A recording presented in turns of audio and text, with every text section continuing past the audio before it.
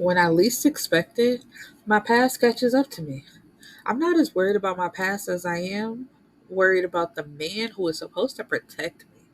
My arch nemesis, Amos Duke. That's a stretch. My name is Christina, and this is my story. Betrayal. A feeling that Christina thought she would never feel again, at least not from the person that she's fallen in love with. Feeling hopeless with nothing to lose, Christina starts to spiral out of control, and the only person that can save her is a person she now hates. Hello, my beautiful people, and welcome back to the show. We are here for part two of Stolen by a Billionaire, which is called Saved by a Billionaire. So, this is part three and four of the four-part series. So, last episode was Irvy's story. So, now we're getting into Christina's story. Now, I have a TikTok. I'm going to insert the clip from my TikTok right here. I just want y'all to listen to me rant for a minute, okay? Never have look at the book. Okay, so it was suggested to me, like I saw it because it was like, do you have a favorite sex scene in a book? So by the sex scene, I was like, oh, let me read it. So come to find out, this is part three of a four-part series. The first, what do I want to say, 5 to 10 minutes of this book had me like when I say livid, I was so upset. Anyway, so long story short, this is it was when she was 14. Her and her friend, like, they were smoking in her mom's car. Her mom come pick her up from school. She was supposed to be out of town, being a traveling nurse or whatever. So she comes picking up her daughter from school and takes her home. She's like, where are we going? The mom breaks down crying. She think the daddy cheating with the best friend, her best friend that she let move into her house when she got kicked out of her house. Now, when they get to the house, because the daughter didn't believe it, she's like, dad told me he would never. He already moved out once because you said he was cheating before. Get to the house, found him cheating. She beat the best friend with a metal baseball bat and she shot the daddy. She tried to go out by suicide, but the cops, they must have tased her, got her down to the ground, and she ended up going to jail.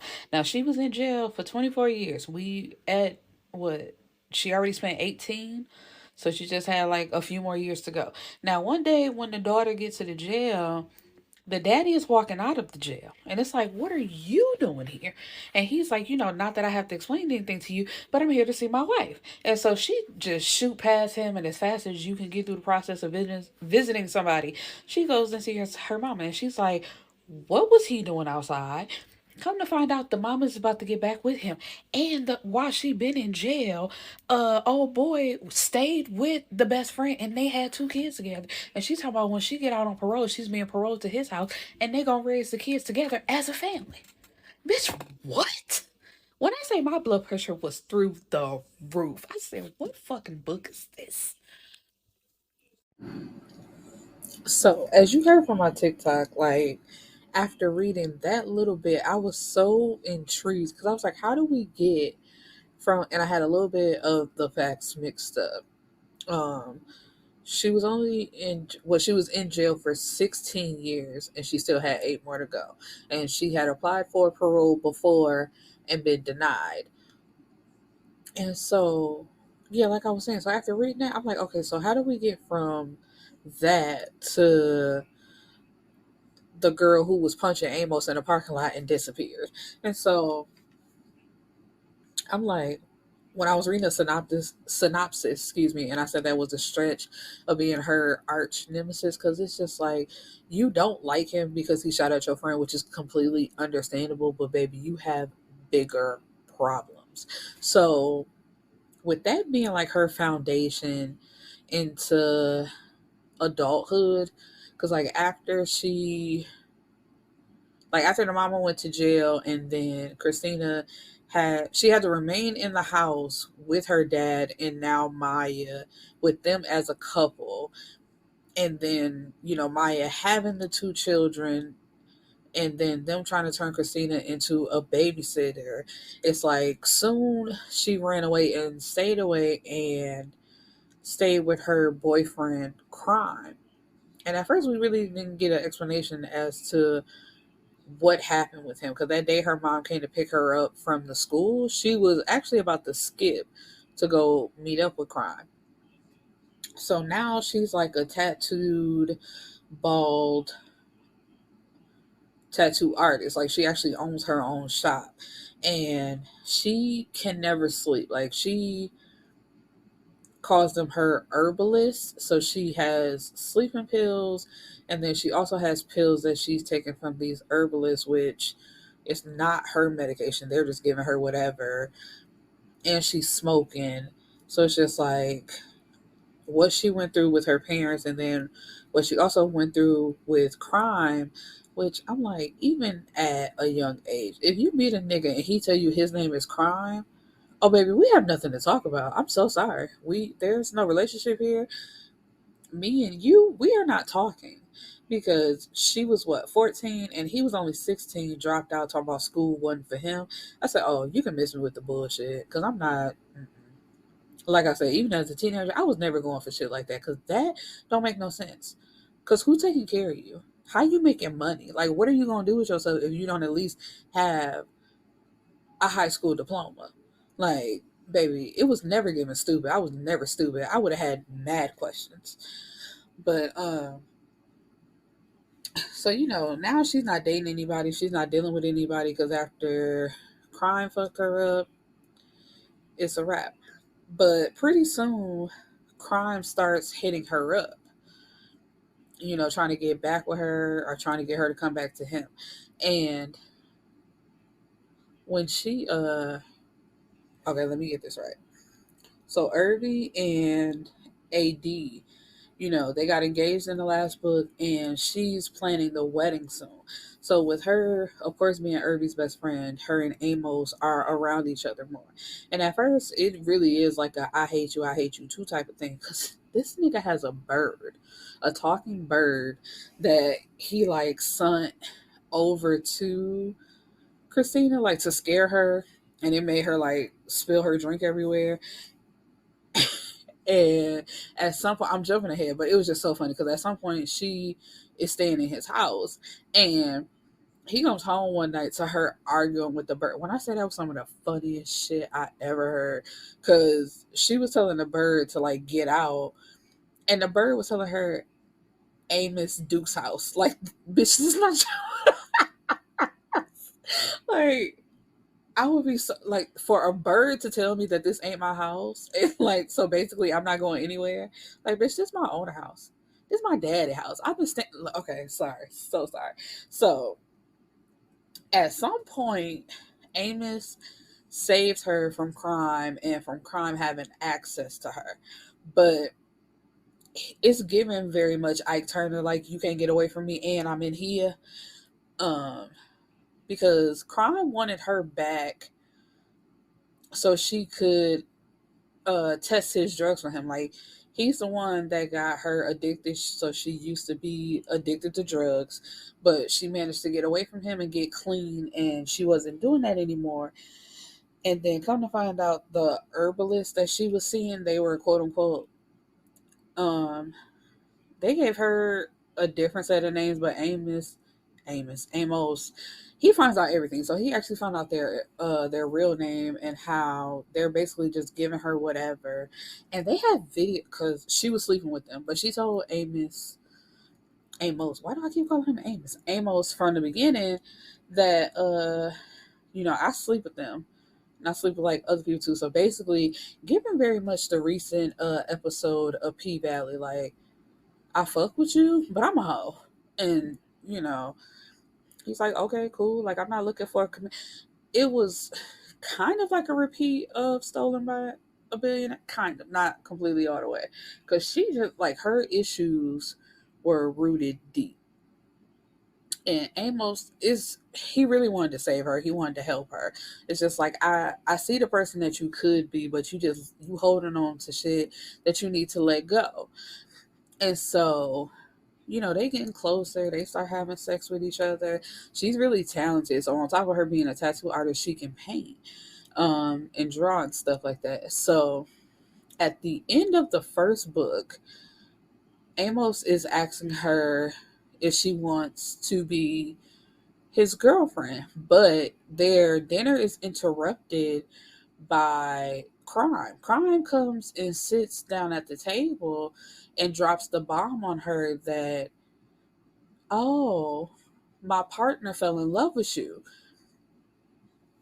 And it's giving very much like, excuse me? What the fuck did you just say? So come to find out that Crime and Amos, they were partners. They were working together.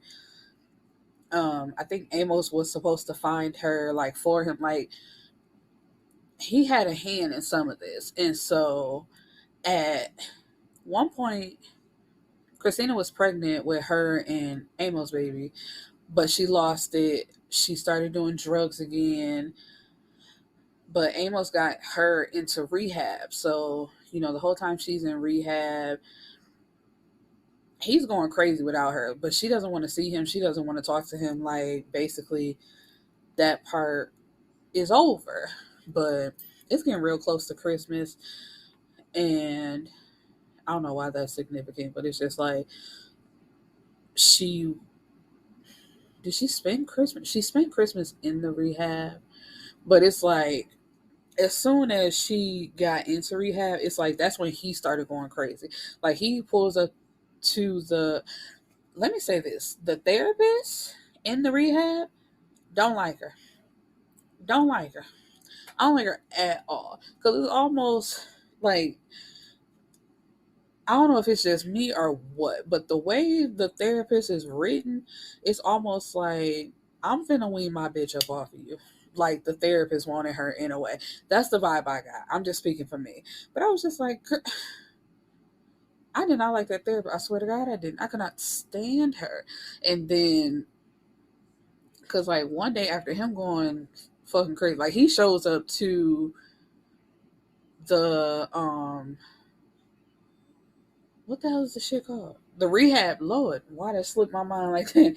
He looking crazy. He ain't shaved, his hair all over his head, his clothes disheveled, because he just wants to see her. But that was after the therapist had told him, like, she said take you off the list. She don't want to see you no more. And my nigga was convinced that it was a cult. Like he just knew the therapist was up to no fucking good. And at one point I think he came and she thought like that was the day that she was going home, but the therapist okay, yeah, that was before. It was like he showed up, she just knew she was going home, but the therapist like, we ain't making as much progress as we need to make, so she needs to stay here a little bit longer. So after that, that's when she gets upset and says, take him off my list. I don't want to see him like ever again. And that's when he thought, and she like actually did it. Like she wouldn't tell the therapist, is the she I'm referring to. She wouldn't give him no updates on her, wouldn't tell her nothing. Like, this is my patient and we have the privilege between us. I don't, and if she took you out the list and said she don't want to talk about you anymore, she's not, it's not to bring it up. So I'm just like, oh, this is some bullshit. Like I get it, but whatever. And then I think when she gets out, I don't know why it's slipping my mind. I'm so sorry. Um, but there is a like family dinner with everybody, which would be Amos. Like his thing is he has mommy issues. Like he's been looking for his mother all through his adulthood because he just wants to have a conversation with her to figure out why she left. But I forgot to mention that in the last episode. AD been knowing where the mama was this whole time. Like even the daddy been looking because he's like, that's my wife. But AD been knowing. But she had a history of, she'll play house for a little while and then when she get bored or feel like this too much for her and she don't want to have all these responsibilities, she will up and dip. So after a while, AD, where did she go? Indonesia. She was just chilling in Indonesia. So he took a flight out there and was like, don't ever bring your ass back to the United States. Stay the fuck away from my family. And if you gonna be gone, just be gone. And he made her sign an agreement and he would pay her $150,000 each year. But while, because Amos is an assassin. So while he out on the job, he spotted her and he told AD, he was like, I think I saw, and AD was like, ain't no way, because that bitch shouldn't even be here. So when that came out that he been knew all this time where she was, um, the daddy and Amos, like, they was upset with him, like, why would you keep her away from us? Like, we want to see her, we want to talk to her. And AD, he said exactly what I just said. Like, she was constantly running in and out. She was like, it was bad for us. So I kept her away. Like, I did the right thing, and he did do the right thing. I'm like, y'all don't see it that way because it's like y'all looking at it at the point of view of, I love her, I want her to come back. Like, maybe there's something I can do that can finally make her stay this time. And AD saw it for what it was. Like, that bitch cannot stay rooted. She was never meant to be like a wife and a mother. That was never her role. Um, Cause even then, oh, like I said, like Dr. Warren, she's been a part of the family for years. Her and the daddy, they were never like officially together because he was still married to the mom and kind of always waiting for her to come back. But he liked the doctor, and he was always interfering with her business. Every time she brought a bull around, like the nigga would end up dead or just wouldn't come back around no more because he didn't want to see her with nobody. But then as soon as the mama, quote unquote, came back and wanted to be a part of the family again, he threw Dr. Warren to the side. So Dr. Warren left. And that nigga cried. Like, he actually cried about the fact that he was, quote unquote, losing his woman. But it's like, nigga, you play her to the left. The fuck you mean? Like, she just supposed to stay in the background while you get back with this woman who been doing you dirty this whole bad. So she's like, you figure that out, I'm gonna be gone. Um, and so when Amos, like, he finally gets Christina out of yeah, she comes home on Christmas Day. Like, they went to the Christmas party and then they came and got her. And while she was in rehab, he went to her house. He had redecorated it, at least her bathroom, to look exactly like the bathroom in his house that she loved. Because while he was, quote unquote, hiding her out from crime in the first book, like, she fell in love with his house. Like, they had that set up together where they were spending all that time together and they liked each other. Um, so she was like, "Oh, I love this," and basically they just fell right back into their whole routine. That shit was crazy, man. I'm just like, how do both friends go through such crazy shit? So yeah, but her thing was them. I'm not going. Well, no, I'm not gonna say that. It was just like she really took on the burden of her parents' relationship and let that affect her. Because the way the mama and daddy went through that bullshit and then got back together, and then what she went through with crime with basically like him pimping her out and like using her to test his drugs. Christina had it hard, and it was almost.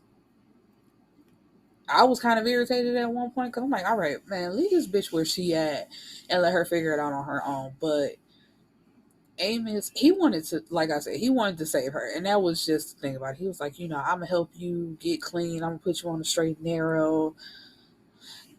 And I was like, hey, I don't know what it was, but it was like her tattoo shop. Like, we heard about it a little bit. Then next thing you know, it's just like, damn, she on the run. Then she in rehab. Like, her business all fucked up, fam. But that was the same thing with Irby and her marketing business. Like, she had a couple people there that she felt like she could trust would run it while she was away. But it's just like, damn, y'all start these businesses and basically just say fuck it, because this shit happens. But in the end, I forgot to mention, back to the mama and the daddy. So that same dinner that I mentioned, and I went off on a whole nother tangent. Come to find out, the daddy actually caught the mama cheating first. But instead of him acting a fool the way that she did, he actually backed out the room quietly when he caught her cheating, and like, he left out and then came back acting like this was his first time like he was coming home at that time, and basically just went on about his business and didn't say anything about it, and then I guess harbored that hurt inside of him and then decided, oh, you cheating on me, well then I'm gonna cheat on you with your best friend. And I guess they talked about that like through the rehab, because while he was visiting her in jail, they were also going to therapy at the jail. Because throughout I want to say the first book and a little bit of the second book, like she was not talking to them. She wouldn't deal with them at all. And for some reason, everybody kept trying to force her, like, you need to let that go and let it be what it was. But it's like, okay, even if she let the relationship out, like that's their relationship, whatever. Why the mama couldn't leave her at school? You specifically came and got me from the school to make me watch you attack this fucking man and this woman just for you to get back with him. Just because I guess y'all had the conversation like, technically you cheated on me first, but I didn't say anything, so it's okay that I cheated on you. And it's like, no, what the fuck are y'all talking about? Um, and so at the end of the second book, um, the dad brings the two children around that he had with Maya, and I kind of felt the way because I'm just like, I can get you being mad at them, but why you never talk to your siblings? Like it was never their fault. They didn't do anything to you. Like she never had any problems with them, because it was even so bad to the point where Amos, like they had arrived, like the dad and the kids, because I believe him and the mama got a divorce because it didn't work out in the end or whatever. But Amos told her, like they're here, but if you don't want to see them, you don't have to see them. Like I'll hang out with you in this room, and it'll just be me and you. And she was like, I'm not trying to isolate you from everybody else, but he like, that's not what it is. I'm here to support you, because if you're not ready, then you don't have to be ready. But they were sitting in, of course, like every rich person has a movie room with a big ass screen and all this type of stuff. And the brother and the sister was walking past, and when they saw her, the brother was like, "Oh, I'm sorry, we'll leave," and that kind of fucked me up because I'm just like, how do you, as a person, like, you're my sister, and just the mere thought of you seeing me, and I know you don't like me, it's like, oh damn, my bad, we'll leave. That fucked me up so bad, but that's because that's my trauma of thinking my sisters hate me anyway. So they, at first they backed away because it's just like that's the whole reason for her to be hiding out, because she wasn't ready to see them anyway. And I think when it was therapy, she had told her parents like, do not force them on me. Like when I'm ready to talk to them, I'll talk to them. So she was like, no, y'all can come in.